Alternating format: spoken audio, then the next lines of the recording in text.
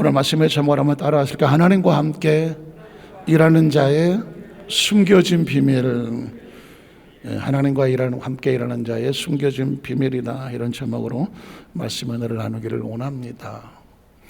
수예배도 그렇지만 금요철 예배도 말씀을 계속 강해를 하는 과정이다 보니까 전편의 마지막 장면과 같고, 그렇죠, 이어지는 상황이라서 지난주 금요철의 설교를 잠깐 리마인드 할 수밖에 없죠. 혹시 기억하실까요? 한번 따라하시죠. 하나님과 함께 일하는 자는 어떻게 살아야 되나요?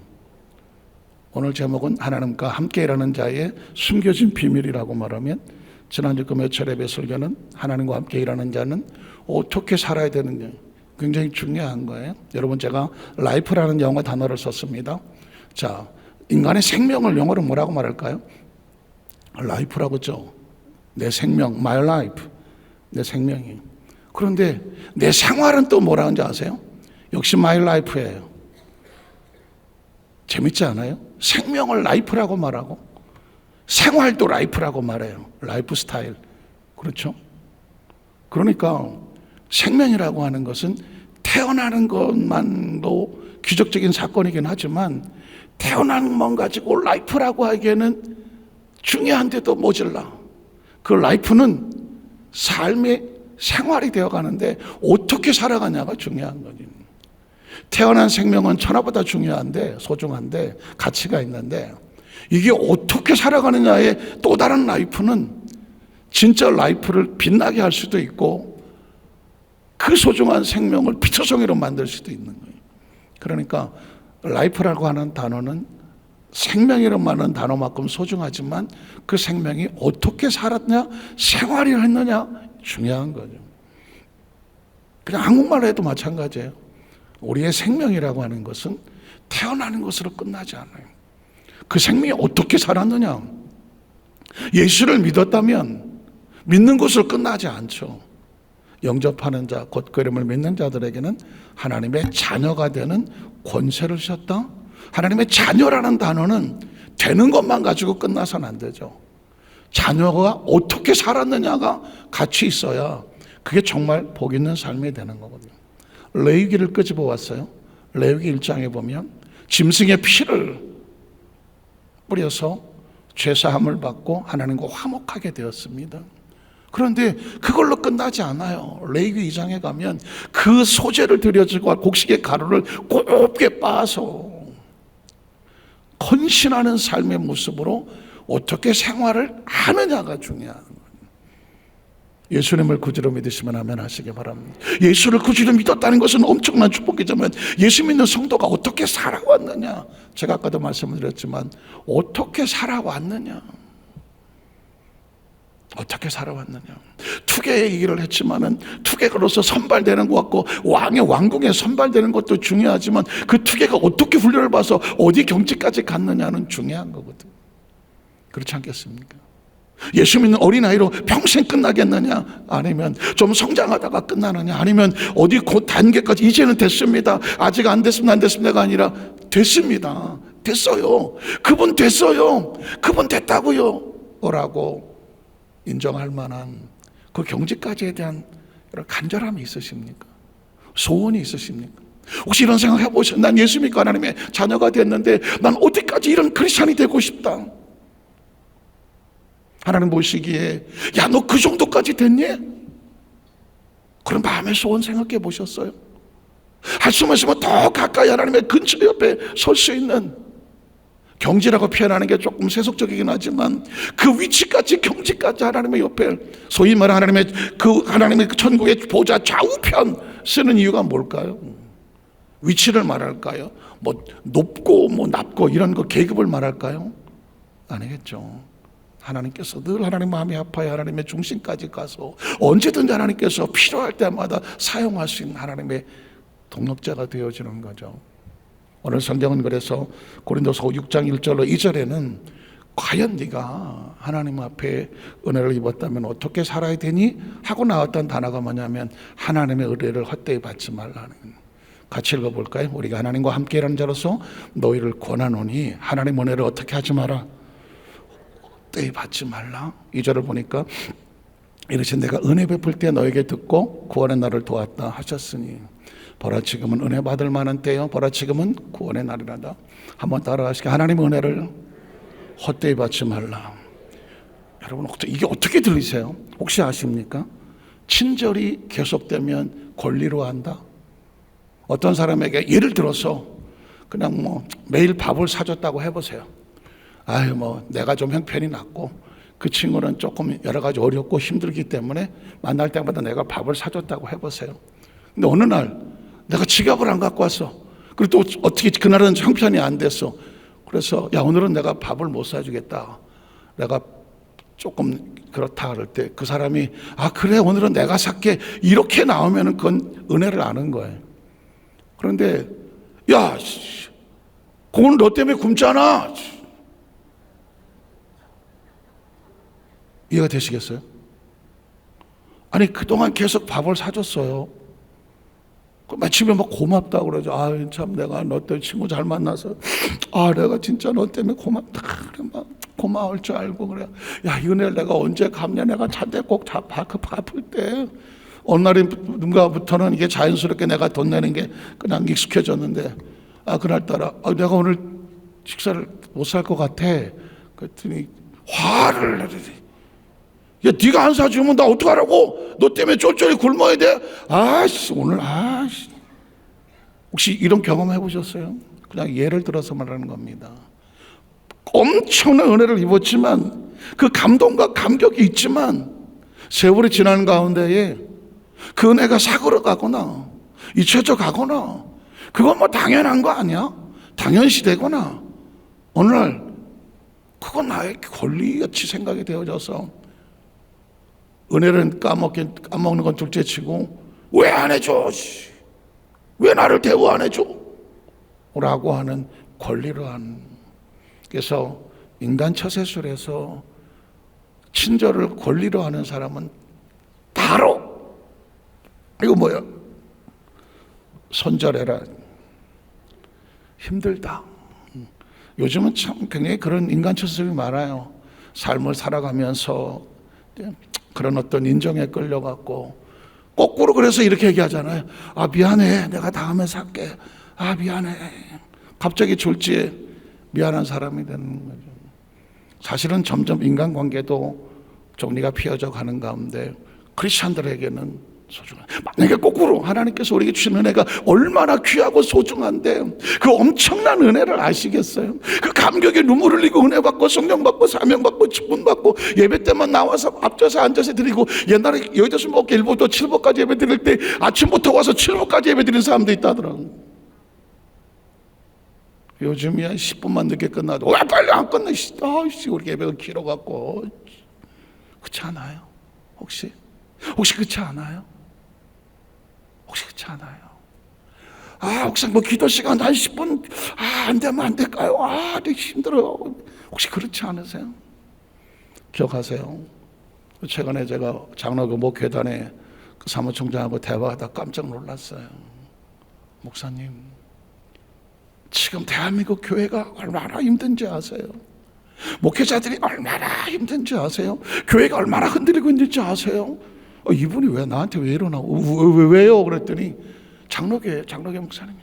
지금 시대는 둘 중에 하나는 성령의 불을 받아서 순복음교회 목사 아니에요. 장로계 목사님이에요. 목사님 순복음교회든 누구든 어느 교회든 성령의 불을 받지 않으면 목회자도 못 견딘데 교회 성도들도 못 견디고요. 지금은 기도 외에는 못 견디는 시대라고 막 그러면서 이분이 순복음교회 목사인 거예요. 지금 시대에는 어떻게든지 목회자들이 모여서 성령의 불받기를 기도하고 지난주 수요일에 우리도 예욱한 목사 모셨지만 이건 뭐 백석교단의 목사인데 처음부터 끝까지 성령의 불 얘기만 하고 가더라고.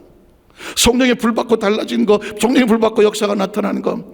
어저께도 안성 수양관에 그분이 갖고 계시는 안성과 서산에 수양관이 있는데 어제도 한 300명의 목회자들이 와서 아침부터 저녁까지 세미나를 하는데 왜 그런지 아십니까? 둘 중에 하나예요. 성령의 불이 있든가 불이 점점 사그러 들어가서 형식만 남아있거나 둘 중에 하나예요. 혹시 기억하세요? 마지막 세대에 어떤 사람들은 모이기를 힘쓰는 사람이 있는가 하면 모이는 게 뭐가 중요해? 흩어지는 사람이 있고, 혹시 아세요? 채를 틀면은 알고는 안으로 하지만 쭉저기는 밖으로 혹시 아세요? 그게 그냥 비유가 아니에요. 그냥 어린아이들 쥐락 얘기가 아니란 말이에요. 지금 이 시대 속에서 엄청난 위기 가운데에 도안이면 뭐예요? 그 성령의 불이 있느냐, 불이 꺼져 있느냐.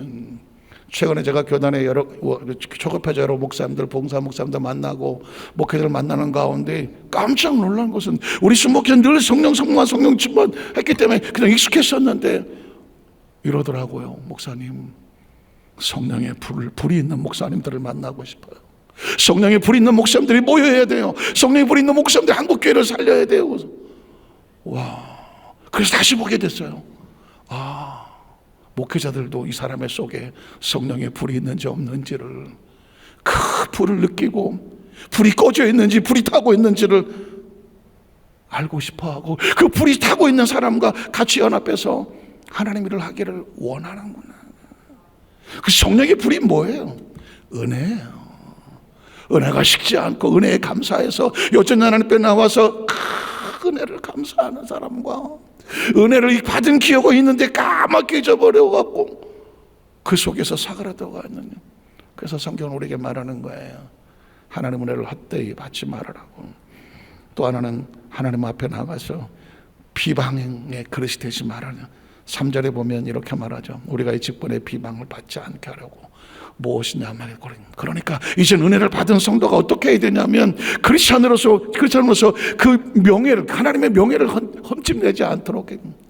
예전에 저도 무협지를 하도 많이 봐갖고, 그 무협지에 보면 악당들한테 집안이 풍지박산 나갔고, 부모님이 돌아가시고, 그래서 절벽에 떨어져 갖고요.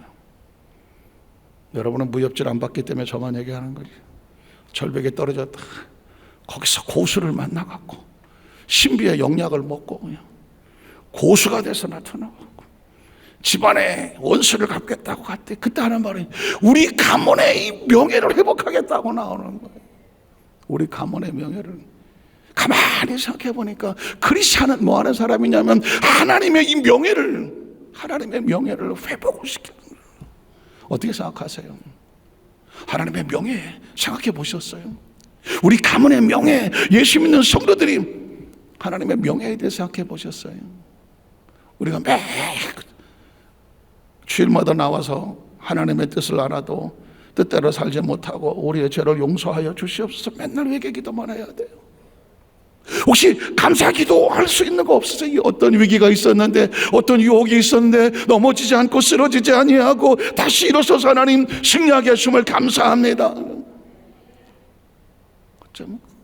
그게 우리가 이 땅에 살면서 신앙생활하면서 하나님 주신 명예를 지켜내야 되지 않겠어요? 그전에 7번 주저앉았지만 이번엔 다시 일어서서 6번으로 5번으로 이제는 일어서는 숫자가 더 많아지는 그 은혜가 있게 하여 주시옵소서. 오늘 그런 은혜를 가지고 있으면 오늘 성경은 우리에게 우리의 본질이 무엇인지를 말해요. 첫 번째는 뭐냐면은 속이는 자 같으나 참된 존재다. 8절을 보겠습니다. 8절에 보면 영광과 욕됨으로 그러했으며 악한 이름과 아름다운 이름으로 그러했느니라. 우리는 속이는 자 같으나, 잘 들어보세요. 바울이 고백하는 겁니다. 우리가 그리스도의 복음을 가지고 나가 선교를 나갈 때 사람들의 눈에 속이는 자 같이 보인대. 그러나 우리는 속이는 자가 아니라 어떤 사람이냐? 참된 사람이다. 이걸 도대체 어떻게 해석을 해야 될까? 예수님을 보면 돼요. 예수님이 이 땅에 오셔서 복음을 증거할 때 많은 사람들은, 특히 바리새인과 서기관들은 비난했습니다. 자, 예수가 수많은 사람들을 속이는 자라고 말했습니다. 왜냐하면 보이지 않는 하나님의 나라를 말하지 않습니까? 하나님 아버지를 말하고, 보이지 않는 하나님의 나라를 말하고, 사랑을 말하고 용서를 말하고 하나님의 기적을 얘기하니까 그 당시 3차원에 있는 사람들을 볼 때는 저 예수가 민중을 현혹하러 다닌다고 말했습니다. 여러분 가만히 보십시오. 이거는 차원으로 가지 않으면 해석이 안 돼요. 왜냐하면 속인다는 이야기는 천국을 이야기하고 하나님을 얘기하고 구원을 말하고 은혜를 말하면 이건 다 4차원적인 언어거든요. 4차원적인 언어니까 3차원의 사람들은 보이지 않아요, 들리지 않아요, 손에 잡히지 않으니까 저 사람 속인다고 말하죠. 그러나 4차원의 신앙을 알고 있는 사람은 이렇게 말하죠. 그게 참이야. 그게 참이라고. 다시 물을게요. 예수님을 구주로 믿으시면 아멘 하시기 바랍니다. 여러분, 예수 믿는다는 거는요, 전 어렸을 때 무조건 예수를 믿었기 때문에 그냥 뭐 이렇게 생각할, 거기에 대한 반론할 여지도 없이 무조건 믿었어요. 근데 어느 날 제 머릿속에 질문이 생기고 의문이 생기고 철저하게 왜 믿어야 되는데, 뭐가 어쩐데, 성경을 구석구석 파고 들어가다가 보니까 이건 초과학적인, 이건 존재적으로, 이건 뭐 어떻게 할 수가 없는 절대 진리더라고. 성경은. 아주 단호하게 물어볼게요. 여러분 보십시오. 우주가 보입니까? 우주가 보여요? 우린 우주를 본 적이 있어요? 우주라는 공간이 얼마나 큰지, 그 안에 도대체 어떤 물질이 있는지, 우주가 도대체 스페이스가 어떻게 되어 있는지는 몰라요. 은하계는 알아요. 뭐 들은 건 있잖아. 태양계는 알죠. 수금지와 목토천이면 그 가본 적 있어요? 가본 적 있냐고요. 태양이 뭐 6천도 8천도 표면이었지만 뭐 가서 만져보기라도 했어요? 얼마나 떨어져 있는지 뭐 알고 사세요? 아주 단호하게 지구가 자전을 해요. 몇만 킬로로 속도로 자전하는지 아세요? 나 한번 찾아보다가 포기했어. 지구 자전 속도 찍었더니 뭐가 속도가 뭐 지구 동그랗게 생겼으니까 뭐 각도가 어쩌고 회전율이 어떻고 못 알아듣거든. 아니 그냥 딱 뭐 1초에 뭐 30 뭐 2만 킬로 뭐 이렇게 뭐 2만 킬로 뭐 이렇게 했으면 제가 여러분한테 한 바퀴 이제 2만 킬로 속도로 돕니다 이렇게 말하기가 좋은데, 이건 듣도 보도 못하게 뭐 회전율이 어쩌고 뭐 이게 자전이 조금만 빨리 돌면 속도에서 원심력에 의해서 바깥으로 다 튀어나가고, 조금만 좀 천천히 돌면 또 이게 붙어있지 못하고 다 두두둑 떨어져 나간다네. 그런 거 아세요? 대기권에 공기가 얼마나 있는지 아세요? 우리가 어떻게 숨 쉬는지 아세요? 살고 있는지 아세요? 이거 엄청난 고도의 지능, 아까 오죽하면 저같이 똑똑한 사람도 이 지구가 도대체 어떻게 일본에 몇 바퀴 도는지, 몇만 킬로 도는지, 뭐 회전율 어쩌고, 뭐 루트 어쩌고, 마이너스 10, 나 모르겠다. 아니, 그래서 담임 목사가 좀 아는 척 좀 하려고 좀 찾아봤더니 난 듣도 보도 못하게, 난 단순하게 그냥 지구의 자전 속도 찍었더니 말이에요. 일본 한 바퀴 도는데 무슨 몇만 킬로 뭐 이렇게 단순하게 나와야 이해를 시키겠는데 아무리 뒤져도 안 나와. 그러니까 우리가 생각하는 것처럼 한 바퀴 도는데 몇만 킬로 이렇게 단순한 게 아니라니까요. 동그랗게 생겼으니까 한 바퀴 돌 때 저 위에 적도나 뭐 남극 북극에서 도는 현상이나 가운데 띵띵하게 생긴 적도에서 도는 거나 이 현상이 다 다른 거예요 지금. 또 그러고 보니까 그렇더라고. 또 거기까지 생각을 안 해봤지. 지구가 지금보다 좀 빨리 돌면 다 떨어져 나가고 덜 돌면 또 추락하고. 이 얘기는 무슨 얘기예요? 하나님께서 가장 완벽하고 퍼펙트한 속도와 회전율을 가지고 우리가 붙어 살아갈 수 있도록 존재하게 만들었다는. 별로 관심 없으시죠? 이런 데 별로 관심 없으시죠? 대충 살지 끝까지 혹시 그렇게 사세요? 조금만 생각해 보세요. 우리가 어떻게 숨을 쉬는지 아세요? 제가 그랬지, 어머니 뱃속에서 어떻게 살았는지 아세요? 10개월이나 있었다고. 10개월. 왜 그런데 10개월이나 있다가 나왔는데 아무 기억이 없냐고. 그 속에서 어떻게 10개월을 버티고 살았는지, 양분과 수분은 어떻게 공급이 됐는지, 숨은 어떻게 쉬었는지, 배설물은 어떻게 빠져나갔는지 아세요? 야단치는 거 아니에요. 갑자기 얼굴이 생각해 보자고요. 우리라고 하는 존재는 하나님이라는 이 창조가 없으면 존재가 안 되는 거예요. 아무리 머리가 나빠도 만든 사람이 없는데 존재하는 물건이 있어요? 없잖아요. 창조주가 없는데 존재할 수가 없잖아요.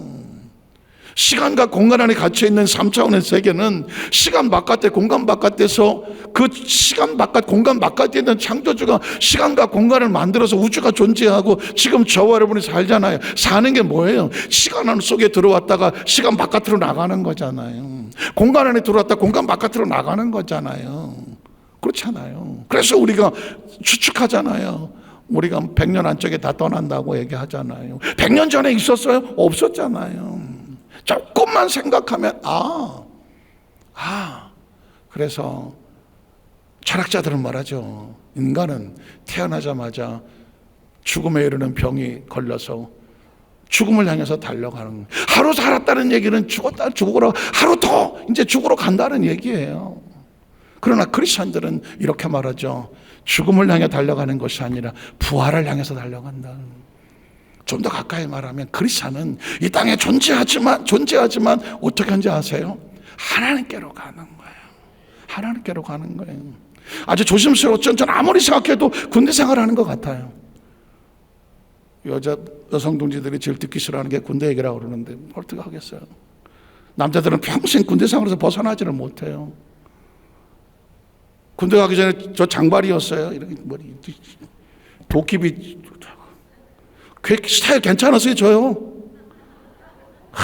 머리 깎으러 갔을 때 내가 잊어버리질 않아. 머리 장발인데 이발소 가서 머리 깎으러 그랬더니 그 이발사가 나한테 그래. 이거 아까운데 조금 남길까요? 그래서 조금 남겨주세요. 머리 깎는 뭐 남자들 다 그렇겠지만 머리 깎는 동안 눈도 못 떴어. 이제 다 깎았대. 고개 들래. 좀 남겼다 그래갖고 나는 이렇게 좀 뭐 2부가리 3부가리 뭐 스포츠로 깎아주는 줄 알았더니 한 줄만 이렇게 남겨갖고 아니 이발사가 가지고 장난을 친 거야. 머리가 아깝다고 이제 장발을 해놨으니까 요 한가운데 이렇게 무슨 뭐 중국 영화 나면 동자승도 아니고 다 깎아놓고 한 줄만 앞에다 넣어. 다 깎아줘요. 아유 내가 진짜. 그러니까 군대 생활이란 뭐냐면 민간인들이 군에 입대를 들어가잖아요. 가서 사복 다 벗잖아요. 군복으로 다 갈아입히잖아요. 머리부터 발까지 군복으로 싹 갈아입히잖아요. 군대 생활하는 동안 사회하고 휴가 한 번 안 난다고 치고 거기서 군대 생활 하는 거예요. 그리고 군인들은 뭐해요? 제대 날짜 기다리잖아요. 제대 날짜 기다려요. 내 제대하면 뭐해요? 제대 다 꿈꿔요. 그리고 제대해보세요. 저녁 신고하고 나면 다시 군대 생활 부대로 안 들어가요. 바깥에 나오면은 무슨 옛날 향수가 나서 야전 잠바 좀 입고 다니고 다닐지는 몰랐겠지만 그것도 한때야. 워커 신고 다니고 막 다 한때라고요. 다시 가지 않아요. 저는 육군포병학교 상무대라는 데서 근무를 했었는데 거기 다 이사 갔대. 또 저쪽 어디 장성으로 광주에서. 제가 들은 다른 거 아니에요. 아마 그럴 것 같아요. 지구에서 사는 100년 한쪽의 삶을 사는 건 마치 군복을 입었던 것 같아요. 우리가 오기 전에 뭘 입고 있었는지 모르지만 이 땅에 태어날 때 육신을 가지고 있었고 이 땅의 삶을 마치고 육신을 벗잖아요. 이게 군복이잖아요. 이 땅에 있으면서 이거 다 벗잖아요. 벗고 하나님의 나라 속에서 잠자듯이 자다가 깨어나서 보면 거기는 전혀 다른 세계가 있을 거 아니에요. 우리 군대식으로 말하면은 다시 사회로 돌아가는 거잖아요. 사회에 있다가 군에 왔다 사회 가는 거거든요. 우리가 여기 이 땅에 오기 전에 하나님 안에 있었잖아요. 하나님의 영으로 우리 가운데 우리가 이 땅에 태어났잖아요. 이 땅에서 육신을 벗고 어디로 가겠어요? 하나님께로. 한번 따라 하나님께로. 예수 안 믿었으면 어떡할 뻔했어요? 갈 데가 없다니까. 9천이나 떠돈다고 말했고 다음 세상에서 보자. 다음 세상에서 봐. 저는 우리 에더스 만다교회 성도 의식 속에서 예수 믿으면 무조건 믿으라는 게 아니에요. 전 제일 싫은 말이 뭐냐면 무조건 믿으라는 건 무조건 믿으라는 게 아니에요. 어쩌면 바울이 그 당시에서 그 복음을 들고 예수 믿고 천국 얘기할 때 세상 사람들은 저 사기꾼 아니야? 천국이 어디 있어? 보여줘 하나님이 어디 있어? 이러고 다니지 않았겠어요? 그러나 바울은 그는 예수를 만났고 하나님은 삼층천의 은혜를 얻었고 성령의 체험을 했고 성령의 교통을 하고 그러니까 그는 담대히 말하는 거예요. 당신들이 볼 때는 속이는 자 같지만 우린 참된 사람이나 저는 여기서 앉아계 성도들 의식 속에 사고 속에 예수를 믿었는데 천국이 안 믿어져요. 예수를 믿었는데 나는 영혼이 안 믿어져요. 예수를 믿었는데 내가 이게 내가 제대로 믿는지 안 믿는지 내가 잘 모르겠어요. 그런 흐지부지한 신앙이 아니라 확실하고 정확하고 누가 흔들 수도 없는, 열을 훈련시켰더니 싸울 준비가 됐냐고 그랬더니 안 됐다고. 아직도 그냥 꼿꼿하게 서갖고 아무나 보면 꺾여 하고 소리를 지르고 있다고. 이거는 싸움터 나가면 한 방에 날아가거든. 열을 훈련시켰더니 그건 없어졌지만 뭐만 보면 달라붙어 싸우려고 지 그림자만 보고도 덤벼든다고. 이 얘기는 뭐예요? 자기 분수를 모르는 거잖아요. 진짜 무서운 건 뭐냐면 그런 거 다 빠져나갔는데 눈에 도끼가 안 빠져나갔다. 우리 신앙생활에 그런 기도 제목 해보셨어요? 하나님, 내 눈에 도끼가 빠져나가게 해달라. 내 눈에 세상 기운이 빠져나가게 해달라. 내 눈에 하나님의 은혜가 내 속에서 넘쳐나게 하여 주시옵소서. 예전에 신영교 목사님이 옛날 부흥사들은 조 목사님도 다 대전에 무슨 거기서 아마 갈아탔나 봐요. 호남 쪽으로 가거나 뭐 경부선 쪽으로 가다 보면 부흥사들이 옛날 다 기차 타고 다녔잖아요. 그럼 대전에 거기서 갈아타나 봐. 그리고 또 좀 대기하고. 그럼 이제 거기서 만나서 어디 다녀오니까 나 호남에 갔다고. 저는 뭐 경남에 갔다 오서 났다고 하면서 대전에서 같이 만나서 식사도 하고 교제도 하고. 그때는 마땅히 뭐 이런 게 없으니까 다방에 가던 다방 아세요? 쌍화차, 계란 띄워주고 이런 거 하세요. 그래서 한번 이렇게 갔대요. 근데 신영기 목사님 직접 하셨던 말씀이에요. 그래서 같이 이렇게 이제 부흥사들끼리 앉아갖고 커피 먹고 이제 차를 먹고 그러다가 다방 아가씨가 옆에서 있길래 이제 농담 삼아 물었대요. 우리가 뭐 하는 사람인지 알겠냐. 부흥사들이니까 아마 그 당시에 좀 복장도 화려했나 봐요. 그랬더니 알아맞히더래요. 이분은 목사님이라 그러고 이분은 교수님 같다고. 그런데 신영기 목사님이 딱 보더니 오빠는 기상오라비 같아 그러더라고요. 왜냐면 그분이 항상 해군 출신이거든. 해군사관학교. 머리 올백으로 탁 하얀 가다마이 아래로 입고 빨간 넥타이에다 구두는 백구두를 해갖고 그리고 막 이러고 다녔잖아. 막 그러고 다니셨거든요. 그러니까 강단에 올라왔을 때야 부흥사인지 알겠지만 다방에 그러고 앉아있으니까는 다방 아가씨가 오빠는 기생오라비 같아 그런다고. 그게 이분은 그딱 웃으면서 지나갔지만 그날 부흥회를 하려고 강단에 엎드렸는데 그 소리가 떠나가지를 않더래요. 오빠는 기생오라비 같다. 하나님, 내가 부흥사라고 부흥 집회를 와서 인도하러 왔는데 다방 아가씨가 날 보고 오빠는 기생오라비 같다고 하냐.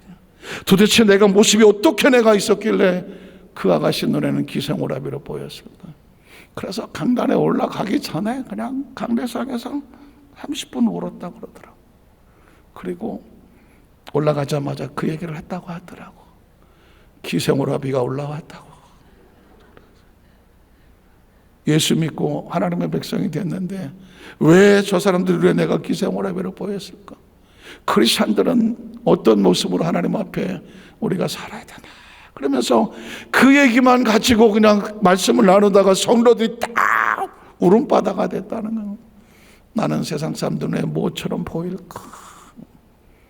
말씀을 정리하기를 원합니다. 사랑하는 성도 여러분, 이제는 말씀을 씹어야 돼. 꼭 씹고 그게 내 거가 돼야 되고, 그래갖고 이제는 하나하나 차곡 뭘 배워서 여기다가 집어넣고 내가 많이 아는 게 아니라 그 한 구절이 나를 붙잡고 나를 통제하고 만들어가게 만들어놔야 돼서, 굳이 뭐 내가 가만히 마치 경지에 오른 그 투개처럼 멀리서 보면 그냥 인형처럼, 목각 인형처럼 가만히 있지만 그 속에 하나님의 성령 교통과 교류하심이 있고 기도를 오장하고 있어서 늪에 스쳐 지나가기만 하더라도 기도하시는 분이죠. 기도하시는 분이죠. 한번 따라하세요. 기도하시는 분이죠. 하나님과 교통하시는 분이죠. 하나님의 사람이시죠. 여러분, 그래야 되지 않겠습니까?